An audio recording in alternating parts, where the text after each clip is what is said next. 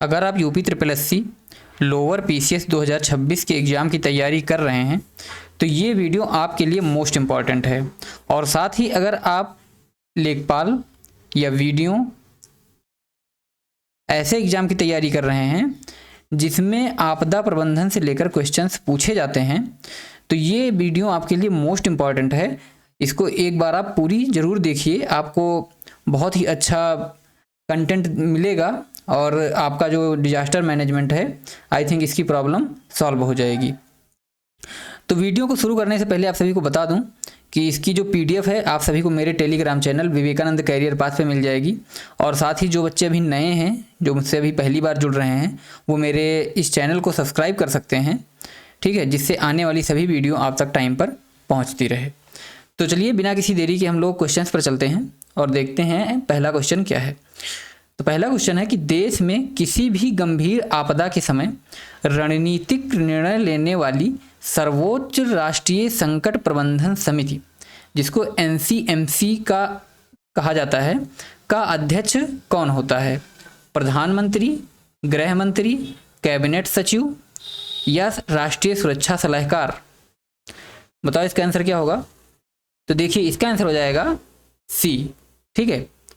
जो राष्ट्रीय संकट प्रबंधन समिति होती है उसका अध्यक्ष कौन होता है?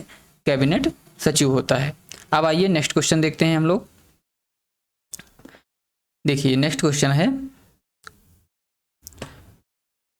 कि आपदा प्रबंधन और चिकित्सा में स्वर्णिम घंटा का क्या तात्पर्य है?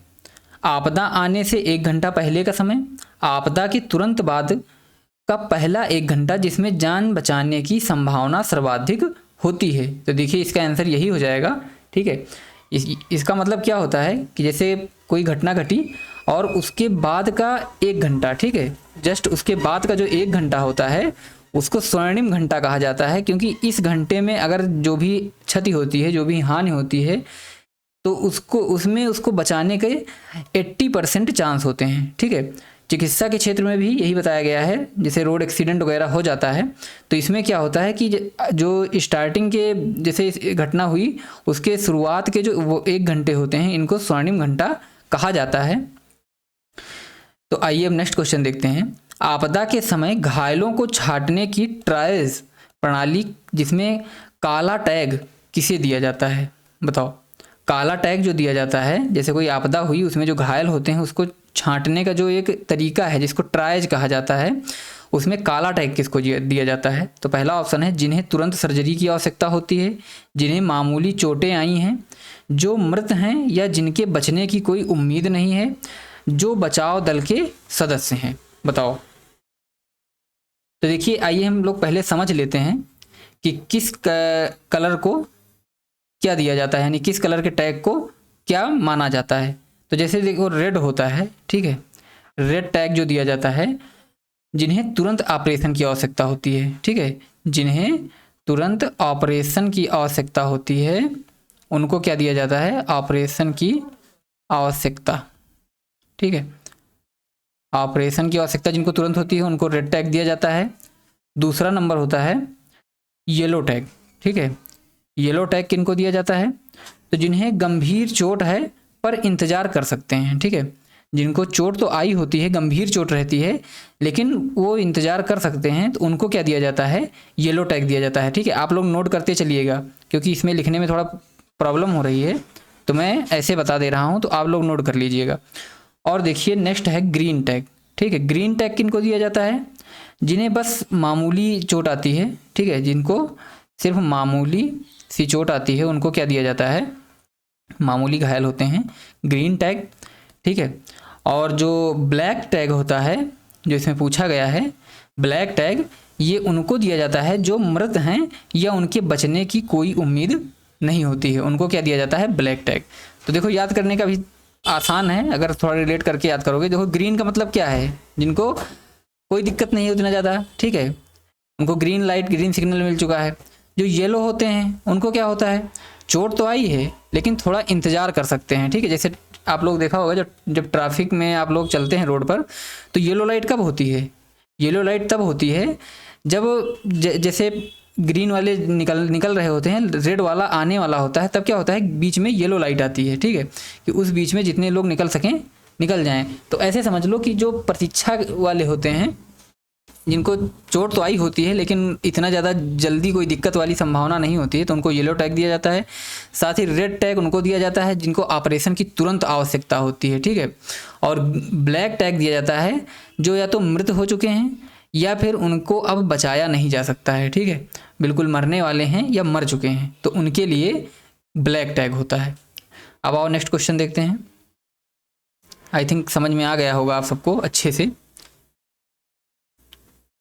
हम लोगों ने 3 तक कर लिया। चौथा क्वेश्चन है कि ग्लोबल असेसमेंट रिपोर्ट, जिसको GAR कहा जाता है, जो वैश्विक स्तर पर आपदा जोखिम न्यूनीकरण का आकलन करती है, किस संस्था द्वारा जारी की जाती है? बताओ इसका आंसर क्या होगा। तो देखिए इसका आंसर हो जाएगा UNDRR, ठीक है। फुल फॉर्म क्या होगा? फुल फॉर्म होगा यूनाइटेड नेशन डिजास्टर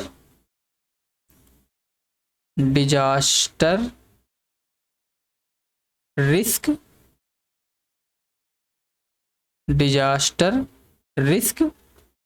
ठीक है, और रिडक्शन, ठीक है।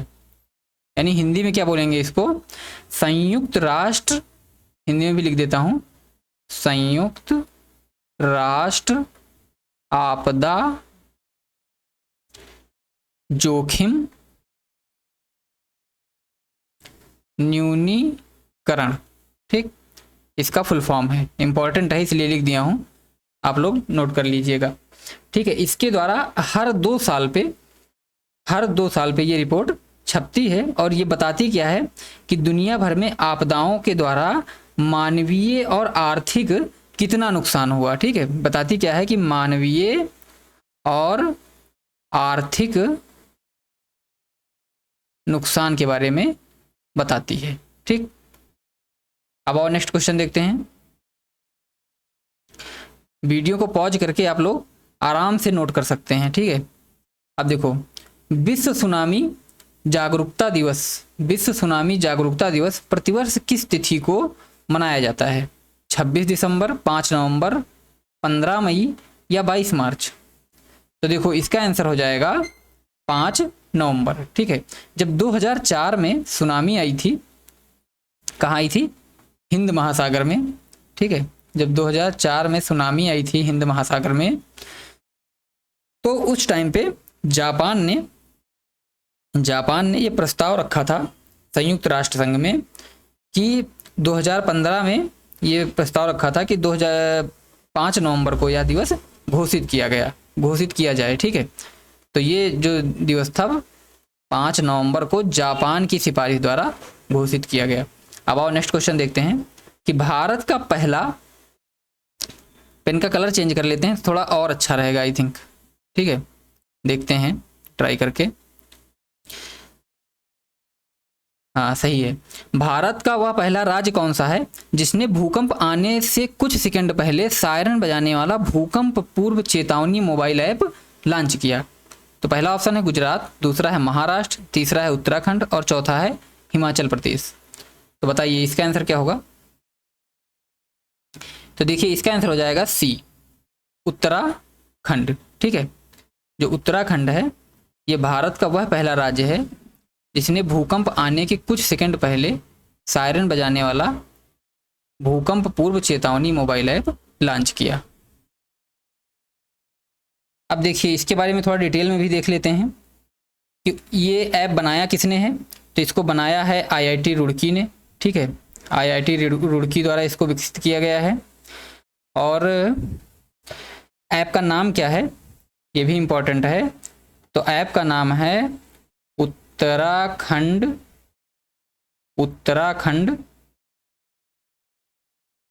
बुक कैंप, ठीक है, अलर्ट, यहाँ नीचे लिख देता हूँ अलर्ट, ठीक है। तो ये ऐप का नाम है। अब आओ नेक्स्ट क्वेश्चन देखते हैं। तो नेक्स्ट क्वेश्चन है कि उत्तर प्रदेश सरकार द्वारा संचालित आपदा और राहत हेल्पलाइन का टोल फ्री नंबर क्या है? 1070, 1090, 112, 1076। बताओ इसका आंसर क्या हो जाएगा? तो देखिए इसका आंसर हो जाएगा 1070। ठीक है, जो 1070 है ये उत्तर प्रदेश सरकार द्वारा संचालित किया गया है आपदा राहत हेल्पलाइन नंबर है, जो कि टोल फ्री है। नेक्स्ट क्वेश्चन देख लेते हैं। एनडीआरएफ राष्ट्रीय आपदा मोचन बल के जवानों को विशेष प्रशिक्षण देने के लिए एनडीआरएफ अकादमी कहाँ स्थापित की गई है? बताओ इसका आंसर क्या होगा? तो देखिए इसका आंसर हो जाएगा बी। ठीक है, नागपुर। नागपुर में इसकी स्थापना की गई है। अब और नेक्स्ट क्वेश्चन देखते हैं। देखिए जिसमें थोड़ा डिटेल बताने वाला होगा उसको मैं खुद से बता दूंगा, और जिसमें ज़रूरत नहीं है तो उसमें टाइम वेस्ट करने की कोई ज़रूरत नहीं है। हम लोग को ज़्यादा से ज़्यादा क्वेश्चन प्रैक्टिस करने की कोशिश करेंगे। भारत में साइबर हमलों और साइबर आपदाओं से निपटने के लिए राष्ट्रीय नोडल एजेंसी कौन सी है? नेस्कॉम, सीडैक, सर्ट इन या एनआईसी? बताओ। तो देखो इसका आंसर हो जाएगा सर्ट इन। ठीक है, अब इसका फुल फॉर्म हम लोग अगर देखें तो सर्ट इन का फुल फॉर्म क्या होता है? इंडियन। ठीक है, पीछे जो इन है तो इससे क्या हो जाएगा? Indian computer, Indian computer. E से क्या हो जाएगा? Emergency, EMERG, emergency response team. ठीक है, तो ये हो जाएगा इसका फुल फॉर्म, याद रखिएगा। अब और नेक्स्ट क्वेश्चन देखते हैं।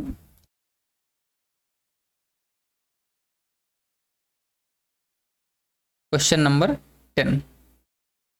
बताओ आपदा प्रबंधन अधिनियम 2005 की धारा 12 किससे संबंधित है? राष्ट्रीय आपदा कोष का गठन, प्रभावित लोगों के लिए राहत के न्यूनतम मानकों के दिशा निर्देश, एनडीआरएफ का गठन या राज्य प्राधिकरणों के कार्य? तो देखिए इसका आंसर हो जाएगा बी, प्रभावित लोगों के लिए राहत के न्यूनतम मानकों के दिशा निर्देश। ठीक है, देखिए अगर इसके बारे में थोड़ा हम लोग देखें धारा 12 के बारे में, तो धारा 12 क्या है कि यह धारा सुनिश्चित करती है कि रिलीफ कैंप में लोगों को कम से कम आश्रय, साफ पानी, भोजन, चिकित्सा और विधवाओं या अनाथों को विशेष सुविधाएं मिलनी ही चाहिए। यह एक कानूनी अधिकार है। ठीक है, तो धारा 12 जो बोलती है मैंने आप सभी को बता दिया है, नोट करना चाहें तो नोट भी कर सकते हैं। अब आओ नेक्स्ट क्वेश्चन देखते हैं कि वर्ष 1897 का महामारी रोग अधिनियम यानी एपिडेमिक डिजास्टर एक्ट मूल रूप से किस बीमारी को नियंत्रित करने के लिए अंग्रेजों द्वारा बंबई में लागू किया गया था? हैजा, ब्यूबोनिक प्लेग, स्पेनिश फ्लू या चेचक? बताओ। तो देखो इसका आंसर हो जाएगा ब्यूबोनिक प्लेग। ठीक है, जब प्लेग फैला था, देखो जब पहले प्लेग फैला तो हुआ क्या कि अंग्रेजों ने लोगों को पकड़ कर एक स्थान पे उनके इलाज के लिए या इसलिए कि और भी ज़्यादा ना फैले बंद करना स्टार्ट किया। ठीक है, तो ऐसे तो कर नहीं सकते थे, इसके लिए उन्होंने एक एक्ट बनाया जिसका नाम था महामारी रोग अधिनियम। ठीक है, इसको बनाया कब? 1890 में। ठीक, 1890 के दशक में जब बम्बई में, और हाँ ये जो ब्यूबोनिक प्लेग फैलता था ये कैसे फैलता था? चूहों से। ठीक है, चूहों के द्वारा ये फैलता था, तो जबरन आइसोलेट करने के लिए इस अधिनियम का यूज होता था, और इसी अधिनियम का यूज कोविड-19 में भी किया गया था। ठीक है, कोविड-19 में भी इसी अधिनियम का यूज किया गया था। अब आओ नेक्स्ट क्वेश्चन देख लेते हैं। तो नेक्स्ट क्वेश्चन है कि आपदा प्रबंधन और आपातकालीन प्रतिक्रिया में अंतरिक्ष प्रौद्योगिकी के उपयोग को बढ़ावा देने के लिए संयुक्त राष्ट्र का कौन सा कार्यक्रम है? UN Space, UN Spider, UN Sat या यूएन ऑर्बिट? तो देखो इसका आंसर हो जाएगा यूएन स्पाइडर। ठीक है, इसमें कुछ ज़्यादा जानने की जरूरत नहीं है। नेक्स्ट क्वेश्चन है कि नाभिकीय यानी न्यूक्लियर और विकिरण संबंधी आपदाओं के प्रबंधन के लिए भारत सरकार का नोडल विभाग कौन सा है? बताओ इसका आंसर क्या होगा? देखिए तो पहला ऑप्शन है रक्षा मंत्रालय, दूसरा है गृह मंत्रालय, तीसरा है परमाणु ऊर्जा और डीई या विज्ञान और प्रौद्योगिकी विभाग। बताओ इसका आंसर क्या होगा? तो देखिए इसका आंसर हो जाएगा सी, परमाणु ऊर्जा विभाग। ठीक है, नाभिकीय ऊर्जा, नाभिकीय क्या है? ऊर्जा है, तो इसे रिलेट कर सकते हो कि नाभिकीय ऊर्जा यानी ऊर्जा वाला होगा ऑप्शन, तो परमाणु ऊर्जा से संबंधित माना जाएगा। अब आओ नेक्स्ट क्वेश्चन देखते हैं। 14 नंबर क्वेश्चन क्या है कि भारत में विमानन दुर्घटनाओं यानी एयर एक्सीडेंट्स के प्रबंधन और बचाव कार्य के लिए नोडल मंत्रालय कौन सा है? गृह मंत्रालय, रक्षा मंत्रालय, नागरिक उड्डयन मंत्रालय या सड़क परिवहन मंत्रालय? बताओ। तो इसका आंसर हो जाएगा सी, नागरिक उड्डयन मंत्रालय। ठीक है, जब कोई हवाई जहाज या हेलीकॉप्टर क्रैश होता है तो बचाव कार्य और उसकी जांच के लिए नागरिक उड्डयन मंत्रालय जिम्मेदार होता है। ठीक है, रिक्टर स्केल पर 5 तीव्रता वाला भूकंप 4 तीव्रता वाले भूकंप से लगभग कितनी गुना अधिक ऊर्जा छोड़ता है? बताओ। 5 तीव्रता वाला जो भूकंप होता है वो 4 तीव्रता वाले भूकंप से कितनी अधिक ऊर्जा छोड़ता है, यानी कि एक तीव्रता में कितने गुना एनर्जी होती है, यानी कि कितने गुना तीव्रता होती है, इसकी बात की गई है। ठीक है, एक पॉइंट में इसकी ये पूछा गया है 10 गुना, 31.6 गुना यानी 32 गुना लगभग, या 100 गुना या 1000 गुना। तो देखो बहुत ही अच्छा क्वेश्चन है ये। इसका आंसर क्या हो जाएगा? इसका आंसर हो जाएगा बी, पहले ये जान लो। ठीक है, अब देखो रिक्टर स्केल में एक अंक बढ़ने से क्या होता है कि भूकंप जो है वो 10 गुना बढ़ जाता है। ठीक है, 1 गुना रिक्टर स्केल में बढ़ने पर भूकंप 10 गुना बढ़ जाता है, लेकिन उससे जो ऊर्जा निकलती है वो कितनी बढ़ती है? 31.6 गुना, यानी कि लगभग 32 गुना। ठीक है, 1 डिग्री बढ़ने पर होता क्या है कि जो उसके झटके होते हैं वो 10 गुना बढ़ते हैं। ठीक, झटके जो होते हैं वो 10 गुना बढ़ जाते हैं, लेकिन अगर बात की जाए ऊर्जा, विनाश की ऊर्जा जो होती है वो कितने गुना बढ़ती है? तो वो बढ़ती है 31.6 गुना, यानी कि लगभग 32 गुना। ठीक, तो इसको अच्छे से दिमाग में बैठा लीजिएगा। अब आओ नेक्स्ट क्वेश्चन देखते हैं। क्वेश्चन नंबर 16 क्या है? वर्ष 2013 की विनाशकारी उत्तराखंड बाढ़ के दौरान भारतीय वायुसेना द्वारा चलाए गए ऐतिहासिक बचाव अभियान का नाम क्या था? ऑपरेशन राहत, ऑपरेशन सूर्य होप, ऑपरेशन संकट मोचन, ऑपरेशन नीर? बताओ इसका आंसर क्या हो जाएगा? तो देखो इसका आंसर हो जाएगा ए, ऑपरेशन राहत। ठीक है, तो इसमें ज़्यादा बताने की कोई ज़रूरत नहीं है। और नेक्स्ट क्वेश्चन देखते हैं। वर्ष 2015 में नेपाल में आए 7.8 तीव्रता के भूकंप के दौरान भारत सरकार द्वारा चलाए गए मानवीय सहायता अभियान का नाम क्या था? मोस्ट इंपॉर्टेंट, ये भी इंपॉर्टेंट है। ऑपरेशन दोस्त, ऑपरेशन मैत्री, ऑपरेशन इंसानियत या ऑपरेशन वनीला? तो इसका आंसर होगा ऑपरेशन मैत्री। ठीक है, जो चलाया गया था इसका नाम था ऑपरेशन मैत्री और ये एनडीआरएफ द्वारा चलाया गया था। आओ नेक्स्ट क्वेश्चन अब देख लेते हैं। क्वेश्चन नंबर 18 क्या है कि 2018 में केरल की भीषण बाढ़ के दौरान भारतीय नौसेना द्वारा चलाए गए बचाव अभियान का नाम क्या था? ऑपरेशन समुद्र सेतु, ऑपरेशन मदद, ऑपरेशन कावेरी या ऑपरेशन निस्तार? बताओ इसका आंसर क्या होगा? तो देखिए इसका आंसर हो जाएगा बी, ऑपरेशन मदद। ठीक है, और नेक्स्ट क्वेश्चन देखते हैं। सुनामी की पूर्व चेतावनी देने वाला इनक्वाइस जिससे किस केंद्रीय मंत्रालय के अंतर्गत कार्य करता है? पृथ्वी विज्ञान मंत्रालय, पर्यावरण मंत्रालय, विज्ञान एवं प्रौद्योगिकी मंत्रालय या अंतरिक्ष विभाग? बताओ। तो देखो इसका ऑप्शन हो जाएगा आंसर ए। ठीक है, पृथ्वी विज्ञान मंत्रालय। और नेक्स्ट क्वेश्चन देखते हैं।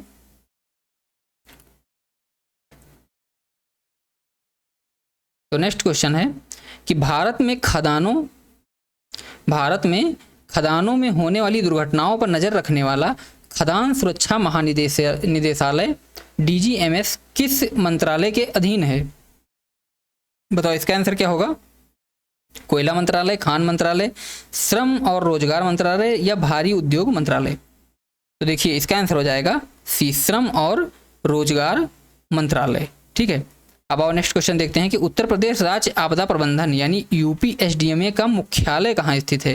कानपुर, प्रयागराज, लखनऊ या नोएडा? तो देखिए इसका आंसर हो जाएगा सी। ठीक है, लखनऊ में। देखिए उस दिन मैंने एक क्वेश्चन करवाया था, कोई वीडियो थी, पहली वीडियो थी जो मैंने पोस्ट की हुई है, उसमें क्या हुआ था कि उसमें ऑप्शन गलत दिए हुए थे, मैंने ध्यान भी नहीं दिया। तो उसमें मैंने बता दिया कि यूपीएसडीएमए की जो स्थापना हुई थी वो 2005 में हुई थी। ठीक है, जबकि ये गलत है, 2005 में नहीं हुई थी, इसकी स्थापना हुई थी 2011 में। ठीक, तो ये आप लोग चेंज कर लीजिएगा कि 2011 में यूपीएसडीएमए की स्थापना हुई थी। अब आओ नेक्स्ट क्वेश्चन देखते हैं।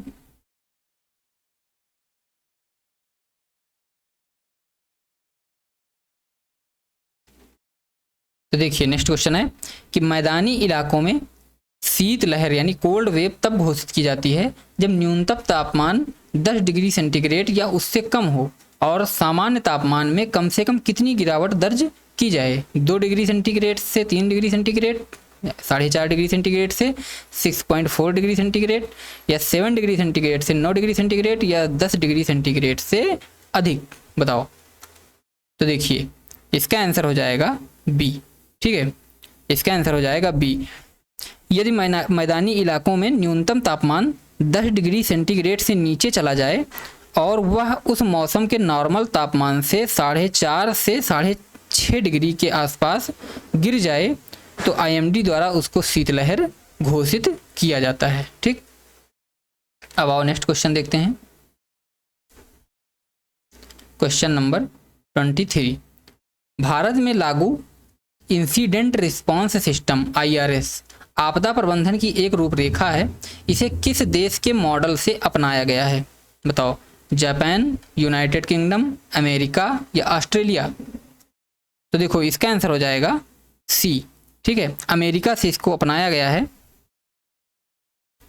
आओ अब नेक्स्ट क्वेश्चन देखते हैं कि आपदा प्रबंधन के क्षेत्र में उत्कृष्ट कार्य करने वाले व्यक्तियों और संस्थाओं को भारत सरकार द्वारा कौन सा वार्षिक पुरस्कार दिया जाता है? मोस्ट इंपॉर्टेंट, अटल बिहारी वाजपेयी आपदा रक्षक पुरस्कार, सुभाष चंद्र बोस आपदा रक्षक पुरस्कार, आपदा प्रबंधन पुरस्कार, या सरदार पटेल जीवन रक्षक पदक, या महात्मा गांधी शांति पुरस्कार? बताओ इसका आंसर क्या होगा? तो देखिए इसका आंसर हो जाएगा बी, सुभाष चंद्र बोस आपदा प्रबंधन पुरस्कार। ठीक है, और इसमें होता क्या है, इसमें संस्था को 51 लाख रुपए और प्रमाण पत्र तथा व्यक्तिगत श्रेणी में 5 लाख रुपए दिए जाते हैं। ठीक है, अगर किसी संस्था द्वारा ये को यह पुरस्कार दिया जाएगा तो उसको 51 लाख रुपए दिए जाएंगे और साथ ही प्रमाण पत्र दिया जाएगा, प्रमाण पत्र। और अगर कोई व्यक्ति है, व्यक्तिगत दिया गया है, तो उसको क्या होगा कि 5 लाख रुपए दिए जाते हैं। ठीक है, अब आओ नेक्स्ट क्वेश्चन देखते हैं। नेक्स्ट क्वेश्चन क्या है कि सुभाष चंद्र बोस आपदा प्रबंधन पुरस्कार की घोषणा प्रतिवर्ष किस तिथि को की जाती है? 26 जनवरी गणतंत्र दिवस के दिन, या 23 जनवरी पराक्रम के दिवस के दिन, या 15 अगस्त स्वतंत्रता दिवस के दिन, या 2 अक्टूबर गांधी जयंती को? बताओ इसका आंसर क्या होगा? तो इसका आंसर हो जाएगा बी, 23 जनवरी पराक्रम दिवस। पराक्रम दिवस कौन सा, किसके जयंती पे होता है? तो सुभाष चंद्र बोस जी की जयंती पर, सुभाष चंद्र बोस। तो इसी दिन क्या होता है, ये सुभाष चंद्र बोस आपदा प्रबंधन पुरस्कार की घोषणा की जाती है। नेक्स्ट क्वेश्चन है कि आपदा प्रबंधन अधिनियम 2005 के अनुसार एनडीएमए के सदस्यों का कार्यकाल सामान्यतः कितने वर्ष का होता है? नेशनल डिजास्टर मैनेजमेंट एक्ट के अंतर्गत जो है इनका क्या पूछा है, कार्यकाल कितने वर्षों का होता है? तो ऑप्शन है 3 वर्ष, 4 वर्ष, 5 वर्ष, 6 वर्ष। तो देखिए इसका आंसर हो जाएगा सी। ठीक है, कितने वर्ष का होता है? 5 वर्ष का। और ये जो एनडीएमए है इसका अध्यक्ष कौन होता है? एनडीएमए का अध्यक्ष कौन होता है? तो अध्यक्ष होता है पीएम। ठीक है, और एसडीएमए का कौन होता है? मैं ये सब बता चुका हूँ पहले ही। इसका होता है सीएम यानी मुख्यमंत्री। ठीक है, और अगर बात करें कि एनडीएमए में कितने सदस्य होते हैं, तो एनडीएमए में पीएम प्लस 9 सदस्य और होते हैं। ठीक, और इनका कार्यकाल कितना होता है? 5 वर्ष का होता है। अब आओ नेक्स्ट क्वेश्चन देखते हैं। नेक्स्ट क्वेश्चन है 27 नंबर कि राष्ट्रीय आपदा मोचन निधि एनडीआरएफ फंड के खातों का ऑडिट वैधानिक रूप से किसके द्वारा किया जाता है? वित्त मंत्रालय, reserve bank of India, Bharat के नियंत्रक एवं महालेखा परीक्षक सीएजी यानी कैग, नीति आयोग, किसके द्वारा किया जाता है बताओ? तो इसका आंसर हो जाएगा सी, ठीक है, कैग के द्वारा उसका ऑडिट किया जा सकता है वैधानिक रूप से।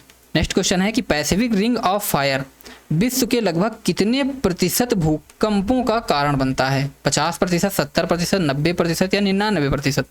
बताओ।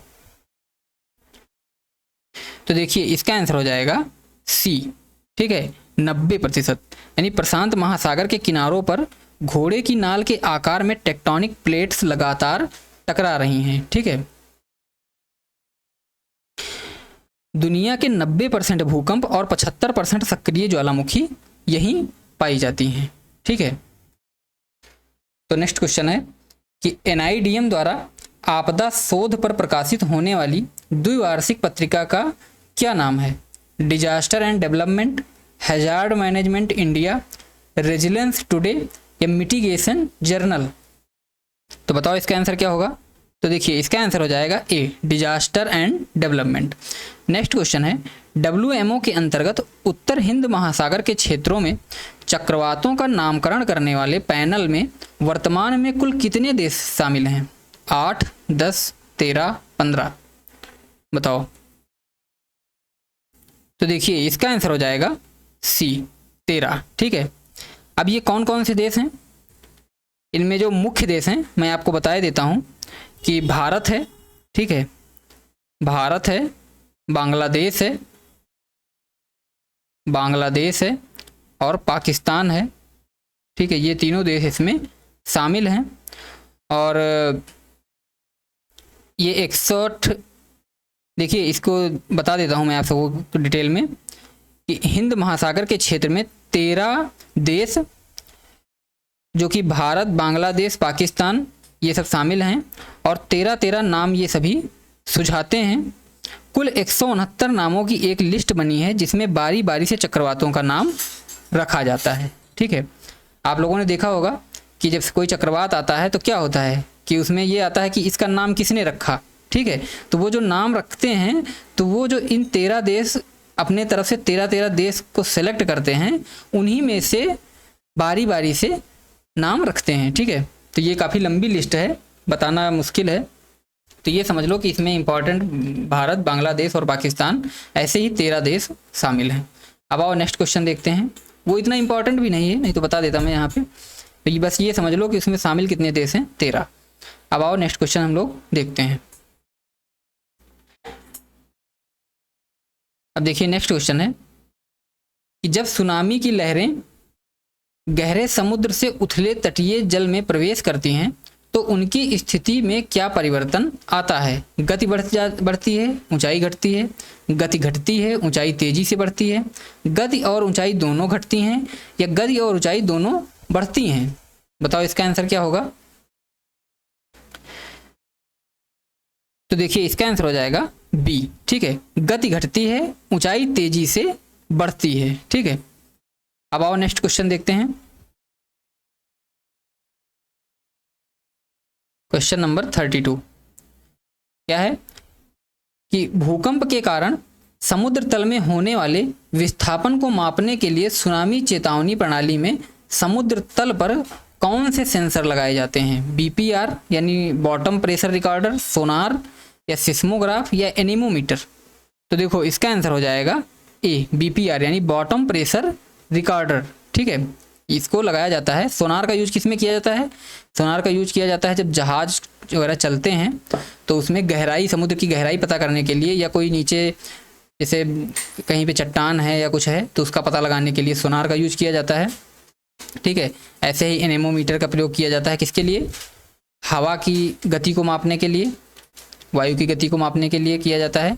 और सिस्मोग्राफ किसके लिए? भूकंप के लिए, ठीक है। तो ये सारे याद कर लीजिएगा। अब नेक्स्ट क्वेश्चन है कि किसी भी उष्णकटिबंधीय चक्रवात की आँख की दीवार की सबसे बड़ी विशेषता क्या होती है? यहाँ मौसम बिल्कुल शांत होता है, यहाँ सर्वाधिक तेज हवाएं चलती हैं और सबसे भारी बारिश होती है, यहाँ हवा का दबाव सबसे अधिक होता है, यहाँ केवल बर्फबारी होती है। बताओ इसका आंसर क्या होगा? तो देखिए इसका आंसर हो जाएगा बी, यहाँ सर्वाधिक तेज हवाएं चलती हैं और सबसे भारी बारिश होती है। देखो अगर पढ़ा होगा आप सबने तो चक्रवात क्या होता है, चक्रवात की जो आँख होती है यहाँ पे मौसम बिल्कुल शांत होता है। ठीक है, मौसम क्या होता है, बिल्कुल शांत होता है और फिर इसके बाद चक्रवात क्या है, इसे घूमता हुआ चलता है। ठीक है, तो यहाँ से फिर क्या है, जितना ही दूरी पे इसकी आई वॉल होगी वहाँ पे उतना ही ज़्यादा खराब मौसम होगा, आंधी तूफान का होगा। ठीक है, तो इसको ऐसे याद कर सकते हो। और नेक्स्ट क्वेश्चन देखते हैं। तो नेक्स्ट क्वेश्चन है 34 नंबर कि ग्लोबल वार्मिंग के कारण आर्कटिक क्षेत्र में परमाफ्रॉस्ट के पिघलने से मुख्य रूप से कौन सी शक्तिशाली ग्रीन हाउस गैस वायुमंडल में मुक्त हो रही है? Carbon monoxide, sulphur dioxide, methane या ओजोन? तो देखो इसका आंसर हो जाएगा सी, मीथेन। ठीक है, नेक्स्ट क्वेश्चन देखते हैं। आपदा शमन के तहत पुरानी और कमजोर इमारतों को भूकंप या चक्रवात रोधी बनाने के लिए तकनीकी रूप से मजबूत करने की प्रक्रिया को क्या कहते हैं? रेट्रोफिटिंग, रिहैबिलिटेशन, रीजॉइनिंग या रीलोकेशन? तो देखिए इसका आंसर हो जाएगा ए। ठीक है, रेट्रोफिटिंग। आइए नेक्स्ट क्वेश्चन देखते हैं। देखिए नेक्स्ट क्वेश्चन है 36। भारत का सूखा प्रबंधन मैनुअल किस मंत्रालय के विभाग द्वारा अद्यतन और प्रकाशित किया जाता है? जल शक्ति मंत्रालय, कृषि और सहकारिता विभाग, ग्रामीण विकास विभाग या पृथ्वी विज्ञान मंत्रालय? बताओ इसका आंसर क्या हो जाएगा? तो देखिए इसका आंसर हो जाएगा बी। ठीक है, कृषि और सहकारिता विभाग के द्वारा। नेक्स्ट क्वेश्चन आइए देखते हैं। क्वेश्चन क्या है 37 नंबर, शहरी और नदी बाढ़ जोखिम मानचित्रण में 100 वर्षीय बाढ़ की तकनीकी तात्पर्य क्या है? ऐसी बाढ़ जो ठीक 100 साल में एक बार आती है, ऐसी बाढ़ जिसके किसी भी दिए गए वर्ष में आने की संभावना 1% होती है, ऐसी बाढ़ जो पिछले 100 सालों में कभी नहीं आई, 100 दिनों तक लगातार रहने वाली बाढ़। बताओ इसका आंसर क्या होगा? तो देखिए इसका आंसर हो जाएगा बी, ऐसी बाढ़ जिसके किसी भी दिए गए वर्ष में आने की संभावना 1% होती है। ठीक है, ये मोस्ट इंपॉर्टेंट है। अगर क्वेश्चन आ गया तो बहुत लोग कंफ्यूज होंगे कि इसमें 100 वर्षीय बाढ़ का मतलब जो 100 साल पे आती है, तो ऐसे कर देंगे, लेकिन ऐसा नहीं है। ऐसी बाढ़ जिसके दिए गए जितने भी पिछले दिए गए वर्ष थे उनमें आने की संभावना क्या थी? 1% होती है। ठीक है, तो उसको बोलते हैं 100 वर्षीय बाढ़, यानी 100 ईयर फ्लड। यानी कि समझ लो ऐसे 100 ईयर का मतलब ये होता है कि अभी ये 100 वर्ष तक नहीं आएगी। ठीक है, 100 वर्ष तक नहीं आएगी। किसी रासायनिक कारखाने में ऑन साइट इमरजेंसी प्लान तैयार करने की प्राथमिक कानूनी जिम्मेदारी किसकी होती है? राज्य सरकार की, जिला मजिस्ट्रेट की, कारखाने के मालिक प्रबंधन की या एनडीएमए की? बताओ इसका आंसर क्या होगा? तो देखिए इसका आंसर हो जाएगा सी। ठीक है, कारखाने के मालिक या प्रबंधन की। यानी कि फैक्ट्री अधिनियम जो आया था, कब आया था फैक्ट्री अधिनियम? नोट कर लो, फैक्ट्री अधिनियम 1948 के अनुसार। ठीक है, यदि किसी प्लांट के अंदर कोई दुर्घटना होती है तो बचाव की जिम्मेदारी मालिक की है। ठीक है, अगर फैक्ट्री के अंदर किसी भी प्रकार की दुर्घटना होती है तो उसके बचाव की जिम्मेदारी किसकी होती है? मालिक की होती है।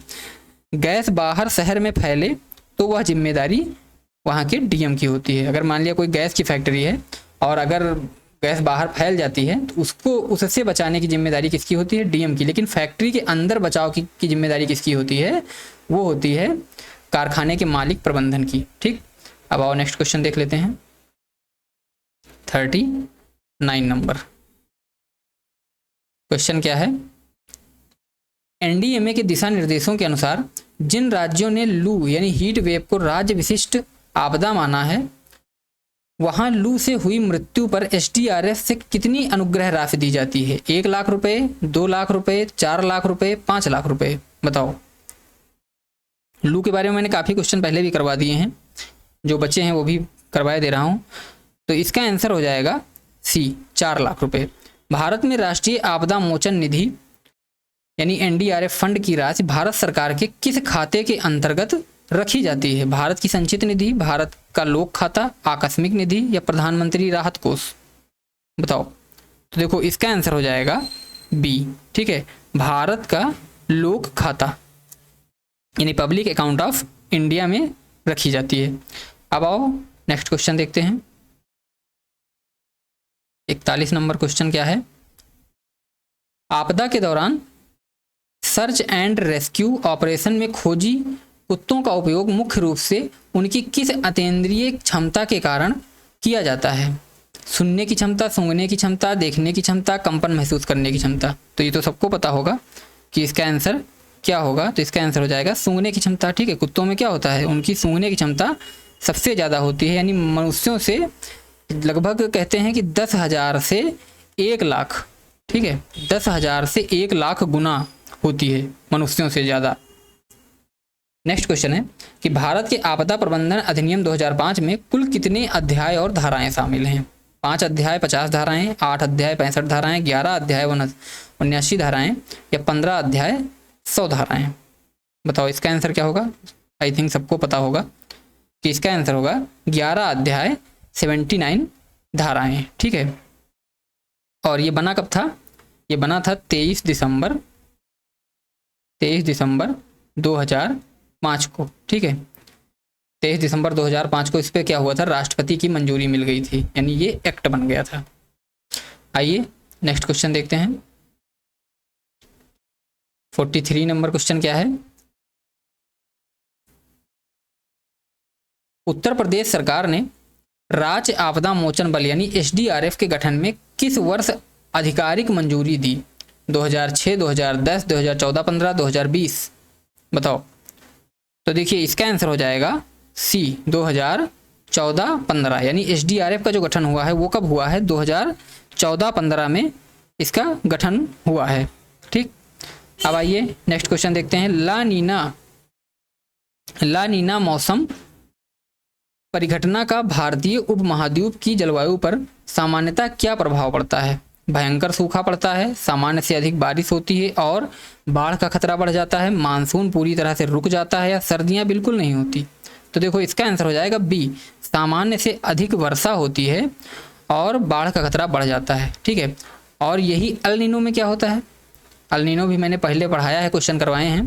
तो अल नीनो में क्या होता है? सूखा पड़ता है। ठीक, अल नीनो में क्या होता है? भारत में सूखा पड़ता है, और ला नीनो में सामान्य से अधिक बारिश होती है और बाढ़ की आशंका सबसे ज़्यादा होती है। ठीक, अब आओ नेक्स्ट क्वेश्चन देखते हैं।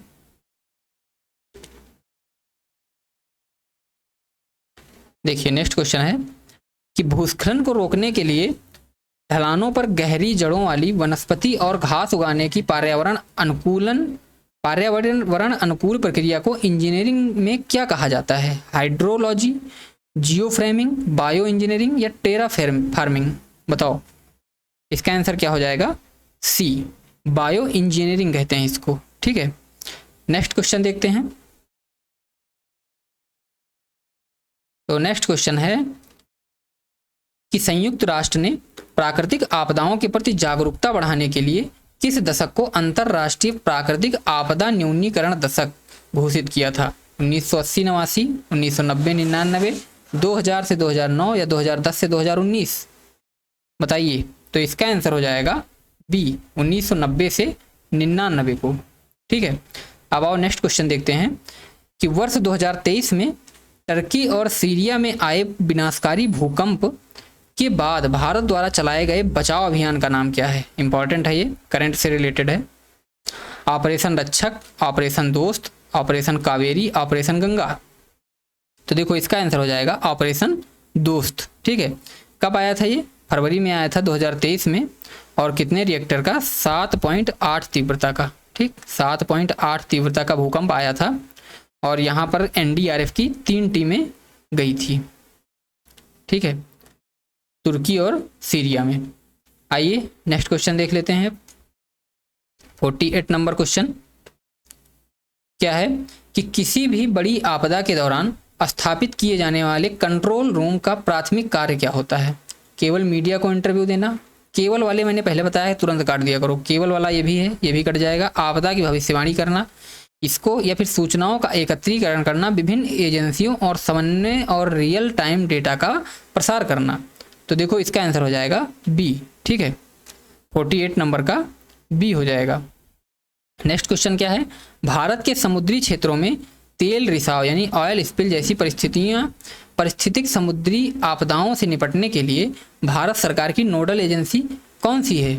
भारतीय नौसेना, भारतीय तटरक्षक बल, एमपीडा या राष्ट्रीय हरित अधिकरण एनजीटी? बताओ। देखो एनजीटी की स्थापना मैं यहाँ बता दूँ आपको 2010 में हुई थी। ठीक है, याद रखिएगा। याद आ गया मुझको तो मैं बताया दे रहा हूँ। एनजीटी की स्थापना 2010 में हुई थी। और देखिए इसका आंसर हो जाएगा बी, भारतीय तटरक्षक बल यानी इंडियन कोस्ट गार्ड। ठीक है, अब आइए आज का लास्ट क्वेश्चन देखते हैं और इसका आंसर आप सभी लोग कमेंट में देंगे, उम्मीद करते हैं।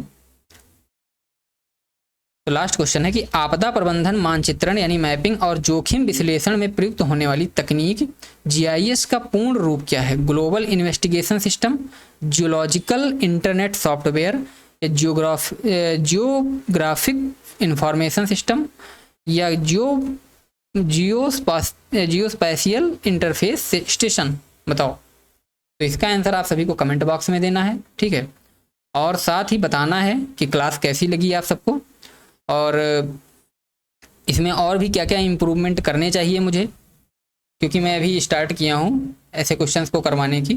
तो आप लोग जब सजेशन देंगे तभी समझ में आएगा कि हाँ और भी इसमें क्या चेंज किए जा सकते हैं और इस क्लास को बेहतर कैसे बनाया जा सकता है। ठीक है, और बाकी मैं साथ में आप सभी को अभी साइंस टेक की भी क्वेश्चन प्रैक्टिस करवा रहा हूँ एडवांस लेवल के।